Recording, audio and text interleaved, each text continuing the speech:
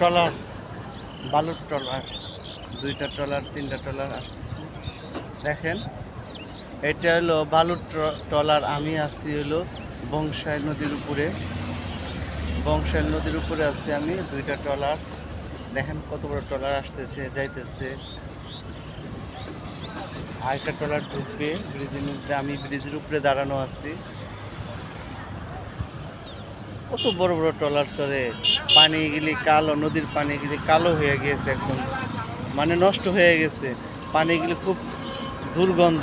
এই যে আরেকটা ট্রলার বেরোইলো দেখেন, অনেক দুর্গন্ধ পানিটা। বংশাল নদীর পানি একদম নষ্ট হয়ে গেছে, একদম কালো ফুসফুসা।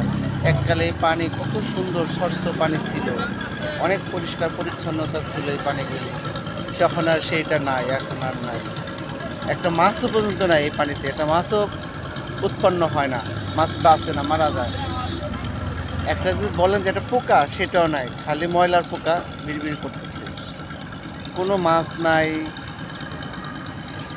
অবস্থা খুবই খারাপ, অনেক কালো ফুসফুসা পানি, খুব দূষিত পানি হয়ে গেছে বংশাল নদীর পানি। দেখেন